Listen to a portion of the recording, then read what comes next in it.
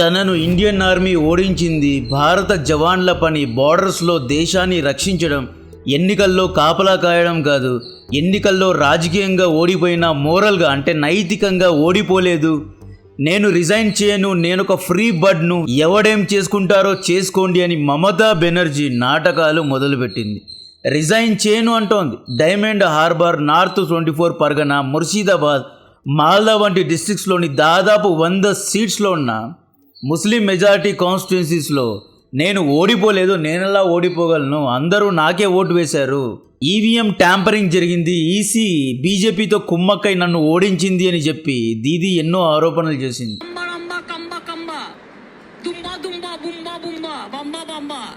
మమతా బెనర్జీ 15 ఏళ్లలో ఎప్పుడూ లేని విధంగా ఈసారి ఓడిపోయింది. 293 సీట్స్లో కేవలం 80 సీట్స్ తెచ్చుకొని తన సొంత కాన్స్టిట్యున్సీ అయిన భవానీపూర్లో సువేందు అధికారి చేత 15,000 ఓట్ల మెజారిటీతో చిత్తుగా ఓడిపోయింది.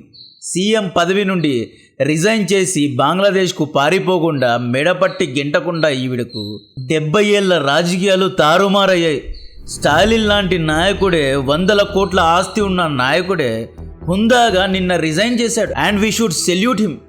ప్రజల తీర్పును గౌరవించని వాడు నాయకుడే కాదు.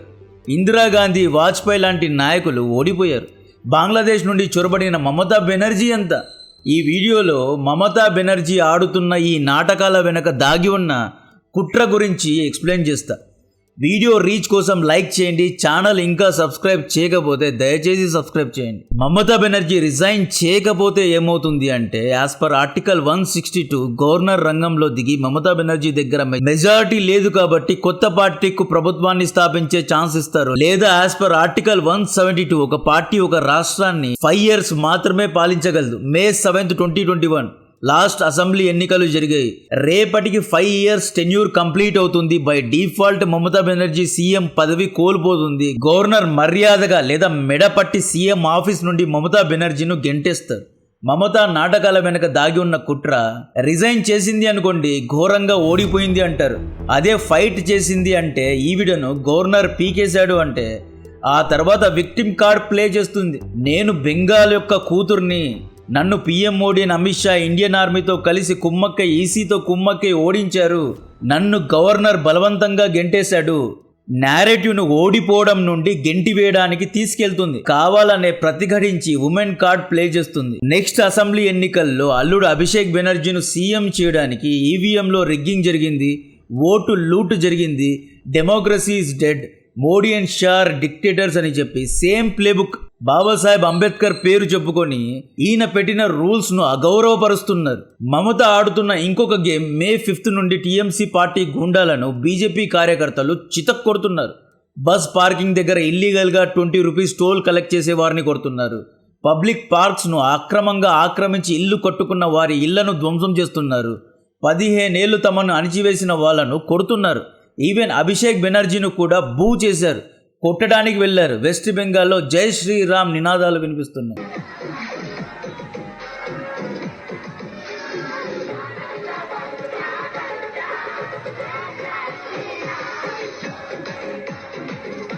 ఈమె రిజైన్ చేస్తే ఇంకా గట్టిగా టీఎంసీ కార్యకర్తలను కొడతారు కాబట్టే రిజైన్ చేయడం లేదు. బ్రేకింగ్ న్యూస్ ఏంటి అంటే, అజయ్ పాల్ శర్మ యూపీ సింగం May 5 ఇంకా గెలిచి 24 గంటలు కూడా కాలేదు, జహంగీర్ ఖాన్ ఇంటికి వెళ్ళి తను అరెస్ట్ చేశాడు. ఫాల్తాలోని దాదాపు 200 బూత్స్లో జహంగీర్ ఖాన్ గుండాలు ఈవీఎంపై టేప్ వేశారు. ప్రజల ఇళ్లకెళ్ళి బెదిరించారు. టీఎంసీకి ఓటు వేయాలి అని చెప్పారు.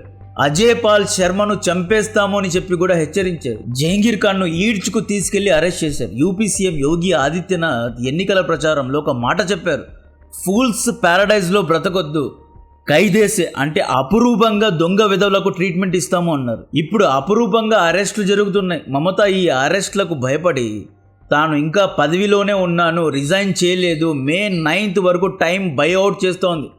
ఇంకా తన కంట్రోల్లోనే బెంగాల్ పోలీసులు, బెంగాల్ యొక్క కార్యనిర్వహణాధికారులు ఉన్నారు అని చెప్పి చాలా స్మార్ట్గా యాక్ట్ చేస్తోంది. ఈ గ్యాప్లో టీఎంసీ గుండాలు అండర్ గ్రౌండ్ అవుతారు లేదా బంగ్లాదేశ్కు పారిపోతారు. తమ పార్టీ లీడర్స్ను కాపాడడానికి ఇది చేస్తోంది. ఈవిడ నిన్నే రిజైన్ చేస్తే ఏమవుతుంది, టీఎంసీలో ఉన్న MLA, MP, ministers and TMC యొక్క కార్యకర్తలు టీఎంసీ యొక్క పార్టీ వర్కర్స్ దగ్గర ఉన్న పోలీస్ బందోబస్తును, పోలీస్ షీల్డ్ను తొలగిస్తారు. ఆ తర్వాత టీఎంసీ గుండాలను ప్రజలే కొడతారు. ఈ పోలీస్ షీల్డ్ ఇంటాక్ట్గా ఉండడానికి ఇంకా నేను సీఎంగానే ఉన్నా అని చెబుతోంది. ఆరిపోయే దీపానికి వెలుగెక్కువ అంటారు. మమతా బెనర్జీ ఒక ఆరిపోయే దీపం, లాస్ట్లో సౌండ్ చేసి వెళ్ళిపోతుంది. అంతేగాని ఈవిడికి అంత సీన్ లేదు. ఈ ఎన్నికలు ఎందుకు ఇంత ఇంపార్టెంట్ జియో పొలిటికల్ లెవెల్లో కూడా అంటే, డొనాల్డ్ ట్రంప్ అస్సాం, వెస్ట్ బెంగాల్లో గెలిచినందుకు కంగ్రాచులేట్ చేశాడు. ఎందుకు కంగ్రాచులేట్ చేశాడు అనేది మీరు అర్థం చేసుకోవాలి. ఇన్ని రోజులు సిఐఏ లేదా డీప్ స్టేట్ లేదా పాకిస్తాన్ ఇంటెలిజెన్స్ ఏజెన్సీ అయిన ఐఎస్ఐ అమెరికాకు ఏమని అమ్మింది అంటే, ఇండియా యొక్క ఈస్టర్న్ బార్డర్స్ మా కంట్రోల్లో ఉన్నాయి, వెస్ట్ బెంగాల్లో మా యొక్క ప్రభుత్వం ఉంది, నార్త్ ఈస్ట్ నుండి బ్రీచ్ చేయొచ్చు, ఇండియాను నార్త్ ఈస్ట్ సైడ్ నుండి కూడా అటాక్ చేయొచ్చు, ఈ విధంగా బే ఆఫ్ బెంగాల్ను కంట్రోల్ చేయొచ్చు, నార్త్ ఈస్ట్ రాష్ట్రాలన్నీ ల్యాండ్ లాక్డ్, సిలిగురి కారిడార్ను కట్ చేస్తే భారత్ కాళ్ళ మీద పడుతుంది అని చెప్పి అక్కడికి వెళ్ళి అమ్మారు. అంటే కట్టు కథలు అమ్మారు అనమాట. ఇప్పుడు ఈస్టర్న్ బార్డర్స్లో కూడా బీజేపీ గెలిచింది కాబట్టి నరేంద్ర మోడీ గారికి కంగ్రాచులేషన్ చెప్పారు. ఈస్టర్న్ బార్డర్ నుండి దాడి చేయాలి లేదా ఈస్టర్న్ బార్డర్ నుండి ఇంకొక వార్ ఫ్రంట్ను ఓపెన్ చేయాలి అని చెప్పి డ్రాయింగ్ రూమ్లో కూర్చున్న మ్యాప్స్ అండ్ ఐడియాస్ అన్నీ ఫెయిల్ అయ్యాయి. కాబట్టి అంటే ఊరికే డబ్బులు ఖర్చు పెట్టి ఆర్టిఫిషియల్గా ఒక దేశాన్ని నిర్మించే కంటే ఇండియాతో ఎంగేజ్ అవ్వడమే మేలు అని చెప్పి డొనాల్డ్ ట్రంప్ కంగ్రాచులేట్ చేశాడు. మమతా బెనర్జీ డ్రామాలకు గల కారణం ఏంటి అంటే, బీజేపీ పార్టీ గెలిచిన వెంటనే కోల్కతాలో మమతా బెనర్జీ రెసిడెన్స్ ఉంటుంది. ఆ స్ట్రీట్కు ప్రజలెవరూ రాకుండా ఆటోమేటిక్ గేట్స్ ఉంటాయి. ఆ ఆటోమేటిక్ గేట్స్ మొత్తాన్ని తీసివేశారు. కాలేజెస్లో, ముఖ్యంగా మెడికల్ కాలేజెస్లో టీఎంసీ గుండాలు ఉంటారు కదా, హాస్టల్స్లో రూమ్స్లో డ్రగ్స్ కొట్టడం, జాయింట్లు కొట్టడం వంటివి చేశారు. హాస్టల్ రూమ్స్ను కబ్జా చేసుకున్నారు. ఇప్పుడు టీఎంసీ పార్టీ ఓడిపోయిన తర్వాత అక్కడి స్టూడెంట్స్ మళ్ళీ ఆ రూమ్ను స్వాధీనం చేసుకున్నారు. ఈసీ రాత్రిపూట కౌంటింగ్ చేసి బీజేపీనే గెలిపించింది. పోలింగ్ స్టేషన్లో సిఆర్పిఎఫ్ జవాన్లు దొంగ ఓట్లు వేశారు అని ఆరోపిస్తోంది. ఇండియన్ డెమోక్రసీ, ఇండియన్ ఎలక్షన్ ప్రొసీజర్లో అనుమానాలు వచ్చేలా చేస్తోంది. బీజేపీకు క్లియర్ మ్యాండేట్ రాలేదు, లూటెడ్ మ్యాండేట్ వచ్చింది అని బెంగాలీ మీడియా ఆల్రెడీ నేరేటివ్స్ను క్రియేట్ చేసేసింది. 2024 సెంటర్ ఎన్నికల్లో మీకు గుర్తుంటే ఇండియా అలయన్స్ స్థాపించారు, రైట్? మమతా బెనర్జీ ఏమంటుంది అంటే, పీఎం పదవికి అర్హురాలును నేనే అంటుంది. ఈవిడ యాక్చువల్ ప్లాన్ 2026లో గెలిచి అభిషేక్ బెనర్జీను సీఎం చేసి ఈవిడ పీఎం అవ్వాలి అనుకుంది. ఇండియాలో 24th రిచెస్ట్ దేశం వెస్ట్ బెంగాల్ అండ్ ఈవిడకు పీఎం పదవి కావాలి. బ్రేకింగ్ న్యూస్ ఏంటి అంటే, అజయ్ పాల్ శర్మను 5 years వరకు వెస్ట్ బెంగాల్లో డిప్యూట్ చేశారంట. ఈయనకిచ్చిన targets south 24 Pargana, Murshidabad, Malda and ముఖ్యంగా డైమండ్ హార్బర్లో ఉన్న అభిషేక్ బెనర్జీ యొక్క పిల్ల రౌడీలను క్లీన్ స్వీప్ చేయడం, షూట్అవుట్ ఆర్డర్స్ ఇచ్చేశారు. ఆల్రెడీ ఈయన పేరు మీద 134 ఎన్కౌంటర్స్ ఉన్నాయి, ఇంకొక 100 యాడ్ అవుతాయి. వెస్ట్ బెంగాల్ ఎన్నికలు పీక్స్కు వెళ్ళడానికి గల one of the main reason Ajay Pal శర్మనే. అబ్సల్యూట్ సినిమా డైరెక్ట్గా జహంగీర్ ఖాన్ ఇంటి బయట నిలబడి అపురూపంగా జహంగీర్ ఖాన్ను అరెస్ట్ చేస్తా కొడతా అని వార్నింగ్ ఇచ్చాడు. జహంగీర్ ఖాన్ కౌంటర్గా ఏమంటాడో తెలుసా? అతను యూపీ సింగం అయితే నేను పుష్ప, తగ్గేదే లేదు అంటాడు. ఆ తర్వాత అజయ్ పాల్ శర్మ డైమండ్ హార్బర్కు వెళ్ళాడు. ఎన్నికలకు ఒక రోజు ముందు టీఎంసీ గూండాల ఇంటికెళ్ళి ప్రజల్ని బెదిరిస్తే కొడతా అని చెప్పి వార్నింగ్ ఇచ్చాడు. నెక్స్ట్ రోజు టీఎంసీ స్పోక్స్ పర్సన్ మీడియా ముందుకొచ్చి అజయ్ పాల్ శర్మకు ఎలా వార్నింగ్ ఇచ్చాడో చూడండి. That after 4th of May you will go back to your state and you will be saved by your political masters. Let me say this in no uncertain terms. We will find you. We will file an FIR against you. There will be a charge sheet filed against you. And we will drag you to the court of law where the strongest arm... May 4th తర్వాత Ajay Pal శర్మను west బెంగాల్లో ఈడ్చుకొచ్చి కొడతా అని warning ఇచ్చాడా? ఇప్పుడు 5 years వరకు Ajay Pal Sharma west బెంగాల్లోనే ఉంటాడు. Cut చేస్తే ఎన్నికలు గెలిచి 24 hours కూడా కాలేదు, జహంగీర్ ఖాన్ను అరెస్ట్ చేశారు. జహంగీర్ ఖాన్ను విచారిస్తున్నారు. ఆ మమతా బెనర్జీ అల్లుడి మొహం ఎలా టెన్షన్లో ఉంది, ముఖం మొత్తం పీక్కుపోయింది. అభిషేక్ బెనర్జీ ఏమంటాడు అంటే, డైమండ్ హార్బర్ మోడల్ను బద్దలు కొట్టడానికి 12 తరాలు సరిపోవు అంటాడు. దమ్ముంటే సౌత్ 24 పరగనాను గెలిచి చూపించండి అంటాడు. 31 సీట్స్లో 2021లో బీజేపీకు ఒక్క సీట్ కూడా రాలేదు. ఇప్పుడు 16 సీట్లు వచ్చాయి. డైమండ్ హార్బర్ మోడల్ను గుద్దేశారు.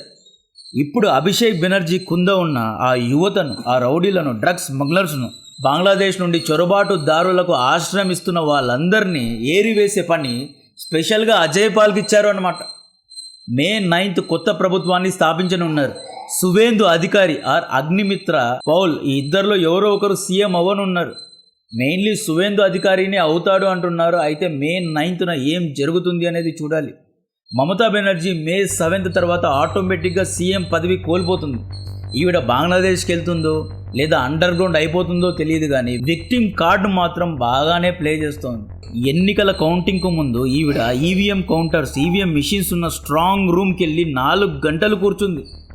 ఈవీఎం కౌంటింగ్ సమయంలో పోలింగ్ బూత్స్ వద్ద టీఎంసీ కార్యకర్తలు కూడా ఉన్నారు. ఇంతమంది, ఇన్ని సీసీటీవీ కెమెరాస్ ఉన్నా కూడా ఈవీఎం ట్యాంపరింగ్ ఎలా జరుగుతుంది? ఈవీఎం ట్యాంపరింగ్ జరిగితే తమిళనాడులో, కేరళలో, మిగతా రాష్ట్రాల్లో ఎందుకు జరగలేదు? దీని గురించిన మరిన్ని డీటెయిల్స్ ఇస్తూనే ఉంటాం.